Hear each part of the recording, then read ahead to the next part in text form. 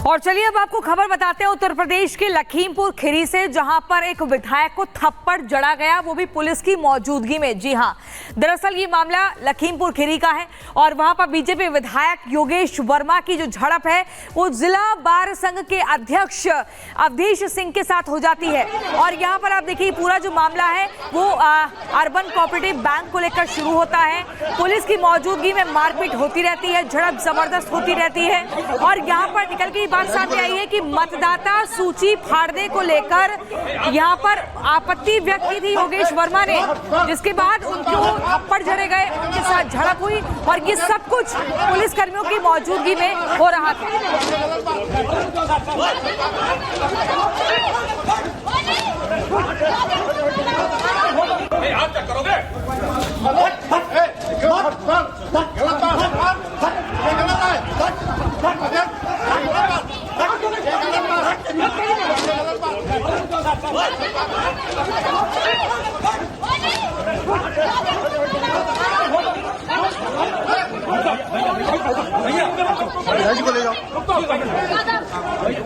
इसके founder member थे सभी व्यापारी गण थे।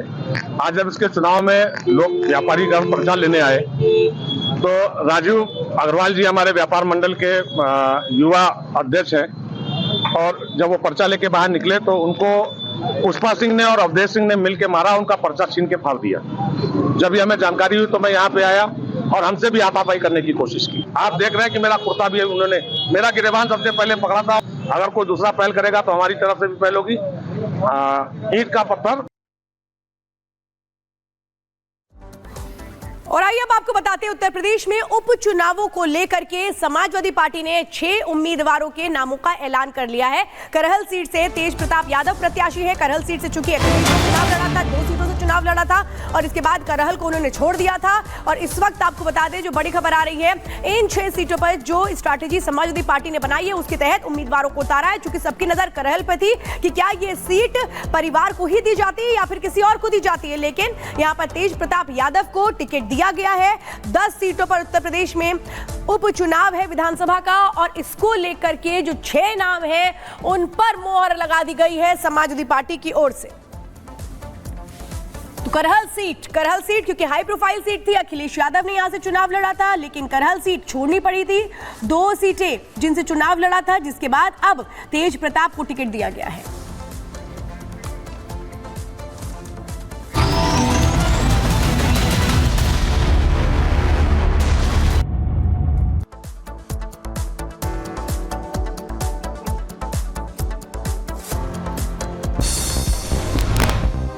जम्मू कश्मीर के अनंतनाग में मिला लापता टेरिटोरियल आर्मी के जवान का शव, अहमद भट्ट के शरीर पर मिले गोलियों के कई निशान। आतंकियों के खिलाफ सेना का ऑपरेशन तेज। जम्मू कश्मीर के अनंतनाग से 2 जवानों का अपहरण हुआ था। एक जवान चकमा देकर के लौटा था वापस, दूसरे की तलाश में चलाया गया था सर्च ऑपरेशन। कर्नाटक के उत्तर कन्नड़ा के नौसेना बेस के ऊपर उड़ता दिखाई दिया ड्रोन के जरिए जासूसी का शक, नौसेना के अधिकारी जांच में जुटे। लखीमपुर में बीजेपी विधायक योगेश वर्मा के साथ मारपीट, बार संघ अध्यक्ष अवधेश सिंह पर पीटने का आरोप। दोनों पक्ष में जमकर हुई मारपीट, वीडियो भी आया सामने। हरियाणा के सीएम नायब सिंह सैनी ने दिल्ली में प्रधानमंत्री नरेंद्र मोदी से मुलाकात की। करीब 1 घंटे तक चली मुलाकात। मीटिंग के बाद बोले सैनी, कहा पीएम मोदी की नीतियों से जीत मिली है। ये इस प्रचंड जीत का जो श्रेय है वो श्रेय आदरणीय नरेंद्र मोदी जी को जाता है। बीजेपी विधायक अनिल विज ने कांग्रेस को दिया जवाब, कहा अगर हार स्वीकार नहीं तो चुल्लू भर पानी में डूब मरो। आम आदमी पार्टी को बताया जमानत जब्त पार्टी। का स्टाइल है ये, अलग अलग फ्रिक्वेंसी में अलग अलग नेता फिर आगे रोते हैं और फिर आखिरी रोना हाय ईवीएम, हाय ईवीएम, हाय ईवीएम, हाय ईवीएम। हरियाणा के नतीजों पर केंद्रीय मंत्री मनोहर लाल का बयान, कहा साइलेंट वोटर ने बड़ी भूमिका निभाई। हरियाणा सरकार की ओर से हो, सब काम इतने अच्छे हो रहे हैं, लोगों को भा रहे हैं। तो लोगों के मन को भाने वाले इस प्रकार का जो रिजल्ट दिया है, और साइलेंट वोटर जो है इसमें बहुत बड़ी भूमिका निभाई है उसने। हरियाणा के नतीजों पर उमर अब्दुल्ला का भी बयान आया सामने। कांग्रेस को घेरते हुए नजर आए उमर अब्दुल्ला, बोले परिणामों पर गहराई से सोचे कांग्रेस। बीजेपी ने तीसरी बार वहां हुकूमत बनाई, अब इसके पीछे क्या वजूहात हैं उस पर कांग्रेस को थोड़ा सा तो गहराई में जाके सोचना होगा। चुनाव में मिली जीत के बाद बोले उमर अब्दुल्ला, कहा सरकार बनने पर केंद्र के साथ मिलकर करना होगा काम, जम्मू कश्मीर को दिलाएंगे राज्य का दर्जा। नई दिल्ली के साथ एक तालमेल तो बनाना ज़रूरी है, मरकज़ के साथ ठीक ठाक ताल्लुकात बने। मुझे लगता है ये जम्मू कश्मीर के लिए और जम्मू कश्मीर के लोगों के लिए फ़ायदेमंद होगा। जम्मू कश्मीर में बढ़ेगी नेशनल कॉन्फ्रेंस की टैली। इंदरवाल से निर्दलीय विधायक प्यारे लाल आज एनसी में होंगे शामिल। एनसी ने 42 सीटों पर हासिल की जीत।